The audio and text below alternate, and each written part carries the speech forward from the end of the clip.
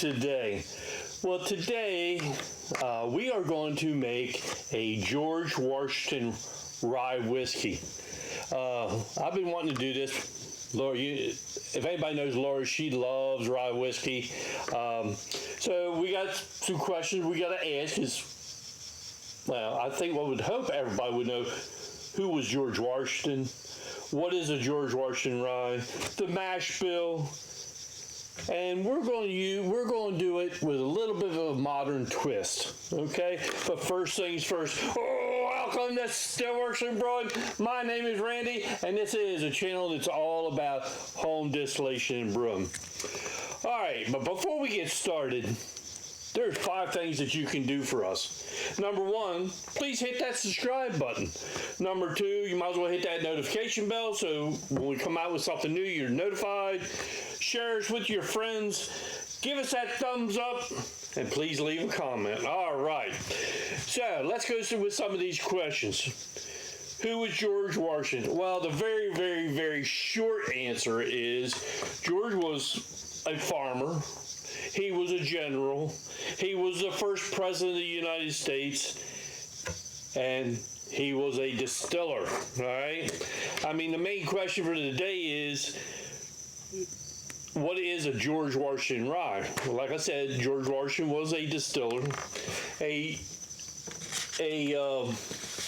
George Washington rye is a clear, unaged rye whiskey. They did a double distillation when they made it, but they distilled it using a double pot still distillation. All right, and it, like I said before, it is an unaged spirit, so we'll be clear. Now, I might age part of this just because I think it would taste fantastic. Okay, so next question. What is the mash bill? Well, the mash bill is, it's going to be 60% rye, 35% corn, and 5% malted barley. Well, the rye is malted too, all right? So, how did they mash in George's time? Well, this is how they did it. They had boiling water to big barrels. I'm assuming they were oak. They added the hot water and they bucketed it over. So they had a certain amount they used, and then they put their corn in, right? And then they let it sit there and steep. And when they could stick their hand in it and it didn't burn them, then they mixed in the rest of the grains. And when it got down to the temperature that they felt it was safe for the yeast, they added their yeast and they let it ferment. All right. So, with that being said, I said I'm going to do it with a little bit of a modern twist. And what I'm going to do is I'm going to use my recirculating method to do that, right? And plus, I use a column still, so I will only distill, I'll do a one and done, all right? So, all right, well, we're going to get ready to get started. I do have the grains already weighed out and ready to go. So all I need to do, that would be step 1, is weigh all your grains out. A scale is important for this hobby. I mean, hey, they're cheap. Weigh everything out. That's the best way you can do it. All right, so my next thing I need to do is I need to mill my corn. All right, so let me get that going, and then we'll be back.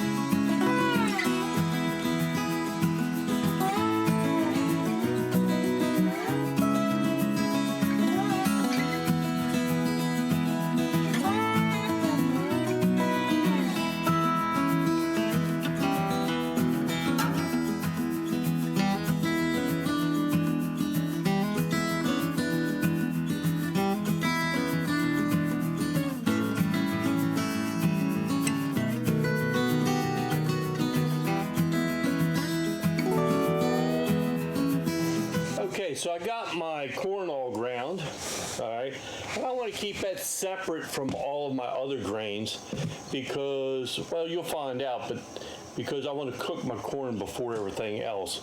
And you cook the corn at high temperature, you know, it's above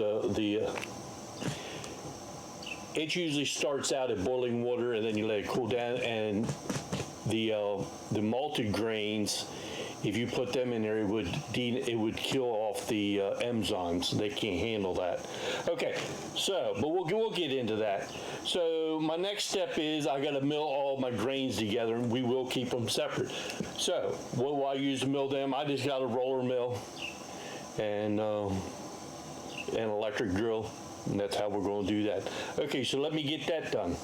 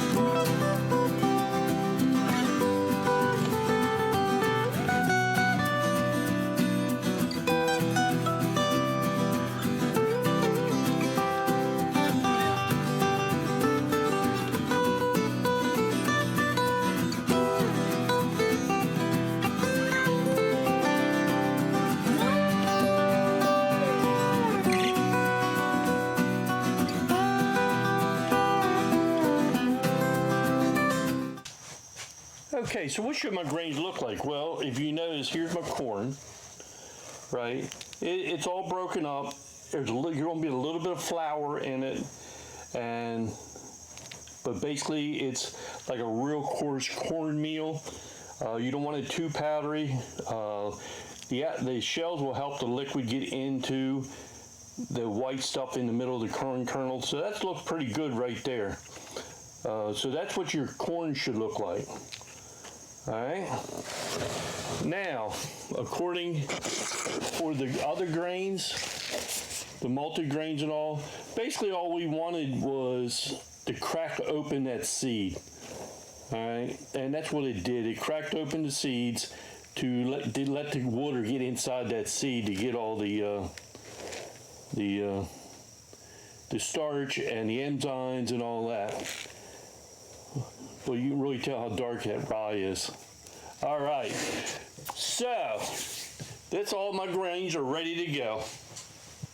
Okay, like I said, my grains are ready to go. I got my grains, my barleys and stuff here, and then I got my corn here. All right, so does that before I drop it? All right, so that is step one was weigh out your grains. Step two was to prepare the grains, milling and grinding. All right, now we're going to move on to step three, which is I got to get some boiling water going on. I got to boil some water, get it hot, and let me get set up for my mash tun up here on my table, and we'll get moving on to step three. Okay, so we'll be right back. Step 3, we're adding boiling water over to our mash tun. And then what we're going to do is we're going to stir in our corn, and we're just going to let it cook. I mean, I'll put in boiling water, and then I'm going to just let the corn stay in there for an hour, around about an hour, and let it gelatinize, hydronize, whatever you want to call it. And then we'll be able to move on to the next step. Now, one thing we can do is once it gets to 190 degrees or below, we can add in some high temperature enzyme to help thin it out to make it easier for the next step, okay? So let me go ahead and get, I'm gonna stir in some corn. And I just to have to let you know, this recipe is 20 pounds of grains. It's going to be it will push the limits on my basket and my pot. So hopefully we'll be able to make this work. What we want to do is just kind of stir it in slow. Make sure it's all wet, no dough balls. What did I do? I pumped about 3 or 4 gallons, 3 gallon in there, I think. If I can add more if I want, no problem. So we just want to stir this corn in, like I said. There's one. 2 more to go.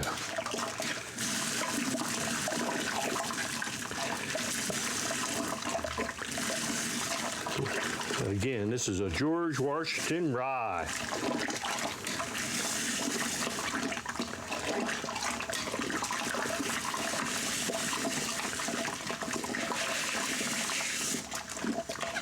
There's 2, one more. And this will thicken up pretty thick.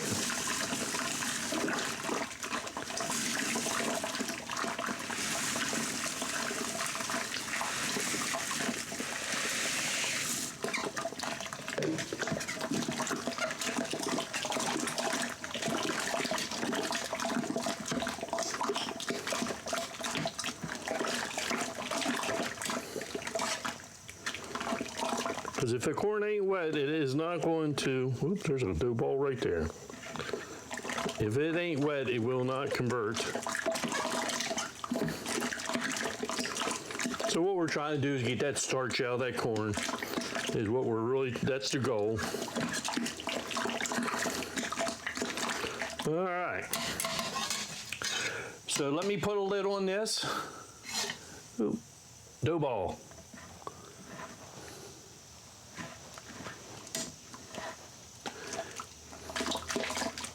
They will float to the top a lot of times. All right, let's let this thing do its job. Put a lid on that.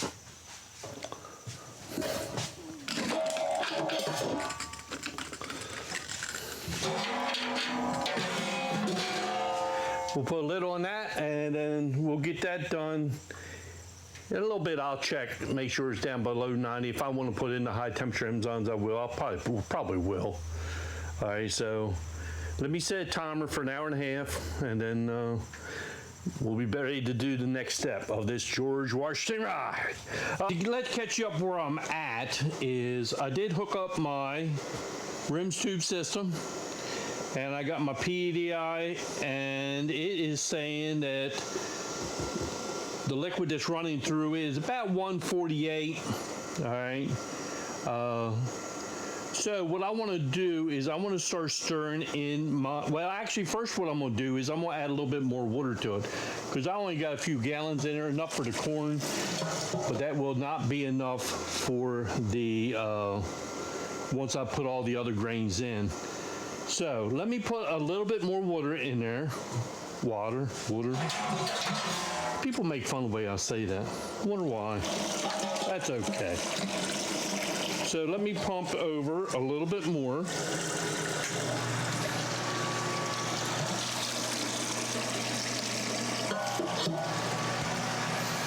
Now, I do not have any power going to the heater on this yet. Oh. Yeah, where were we at? We finished up step 3, right? Yeah. All right, step 4 at 152 degrees. That's our magic number. I'm gonna add some more water, and I will turn on the heat, and I will set the PID to 152.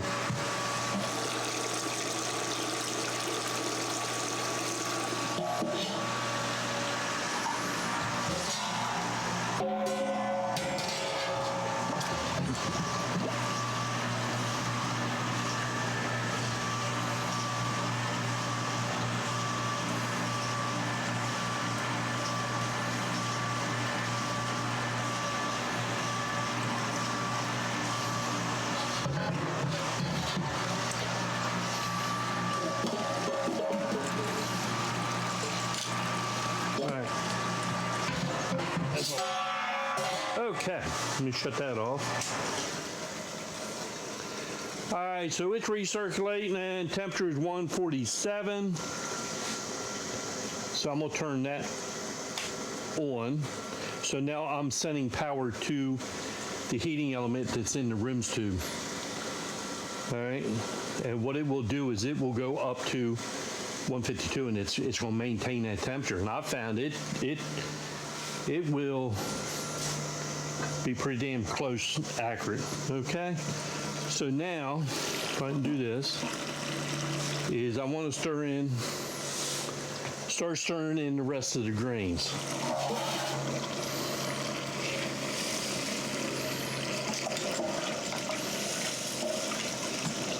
What I think I'm going to have to end up doing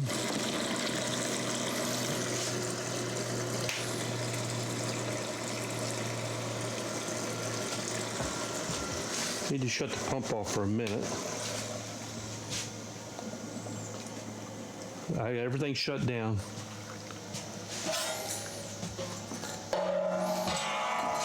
I'll put that right there so don't.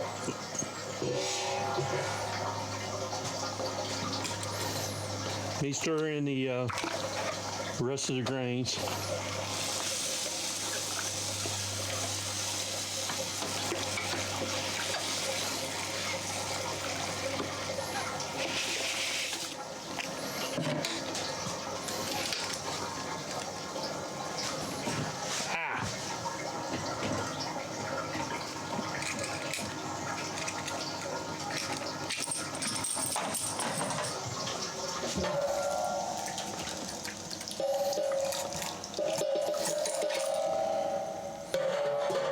What I'm gonna do is I'm gonna put this hook on here so I can leave the top off for right this minute, and then I can turn everything back on, let it do its job. All right. If I don't trip and fall, turn pump back on.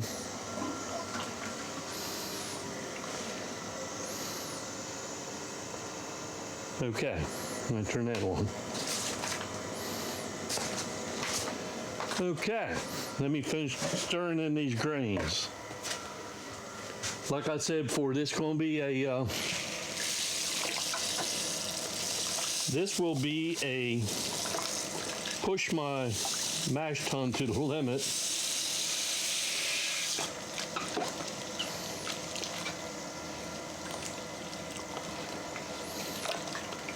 For the amount of grains that I got.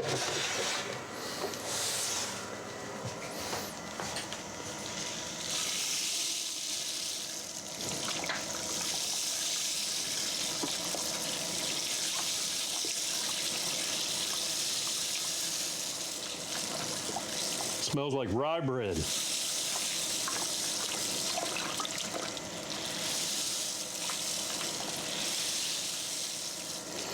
And it's dark.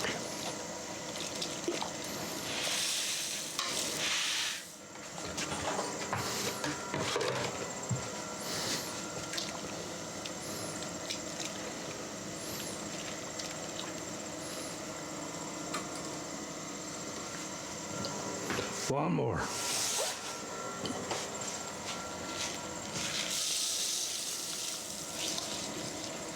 I hope it all will fit, but I think it will. Might have to add a little more water.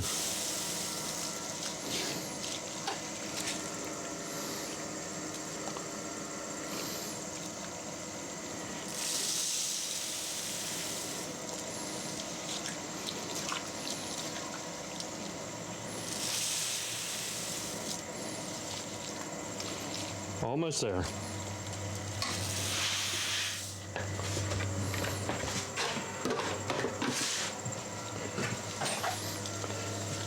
I've been looking forward to a good rye. And like I said before, the George Washington is supposed to be a clear whiskey. And I will leave some of it to be clear, but I have a feeling that I will age some of just because I like that. I'm going to add a little bit of more water to that.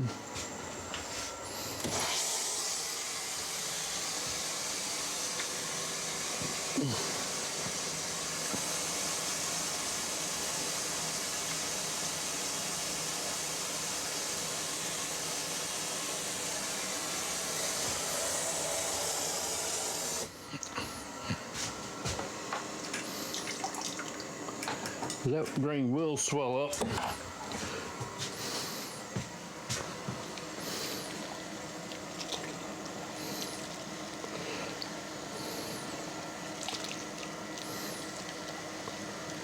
Okay.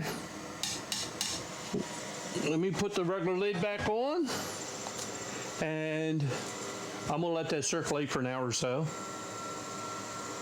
and then we'll be ready to move on to the next step, right? All right, so what I'm gonna do is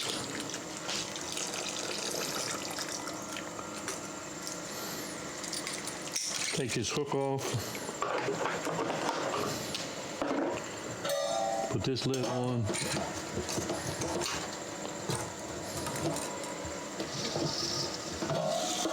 let it recirculate. See it recirculating? Gotta clean up some mess. Okay, so let me let this go for about an hour. I'm gonna let her go for an hour or so. All right, we'll see you back. Okay, well, we finished up. We're on step number 5.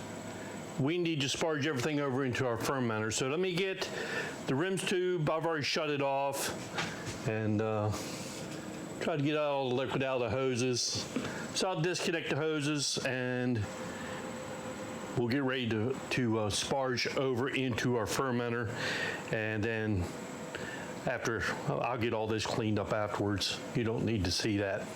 Okay, so let me get the fermenter over ready we're going to sparge this over into our fermenter. Okay, so here we go.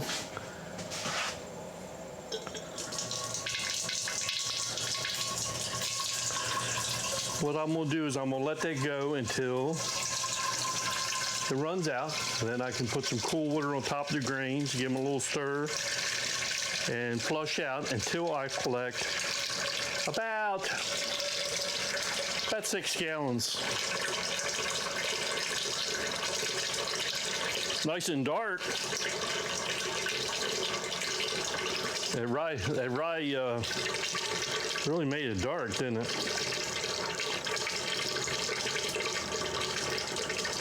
This is going to be some good whiskey, I guarantee it. Get here, fly.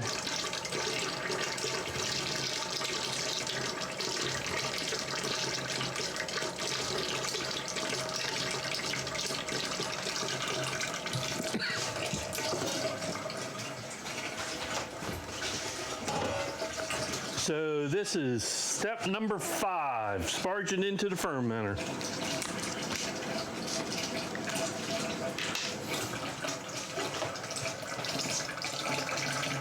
It'll probably be close to 6 gallons in this pot. It looks like it'd make a good stout.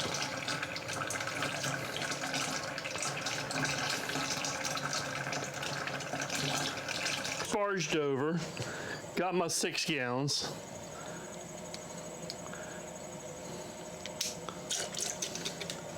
Let's see what we come up with. 1.075. That ain't too bad. I could live with that. 1.075. And I got 6 gallons of that. So what's next? Okay, well that is Step 5's complete. Okay, so what we want to do now is, and I already know the temperature's too hot to add the yeast, but I want to see what it is anyway. Yeah, it's 133 degrees. So what I'll do is I'll take that, put it in the fermentation room, let it sit there and cool, and probably either later tonight or first thing in the morning I'll add my yeast. And this is, well, that'll be step 6. I'll let it cool to below 90 degrees, and then I'll add yeast to it, and I'm using Daddy's yeast, a couple tablespoons, and we'll let it ferment 7 to 10 days. Here lately, it seems like it's been going faster than the 7 days. So hopefully next weekend I'll be able to, we'll distill this out. That'd be fun, right? That's always fun. So I guess that's about it. Okay, it looks good. I'll be curious to see how this rye whiskey is going to taste. I like a rye. It should be good. So I guess the last thing I got to say is, hey, thanks for stopping by, and we'll see you next time here on Stillworks and Brewing. Cheers, everybody. All right. You know what the bad part is now? Now it's cleanup time. Have to take the good with the bad, right? Okay, we'll see you next time.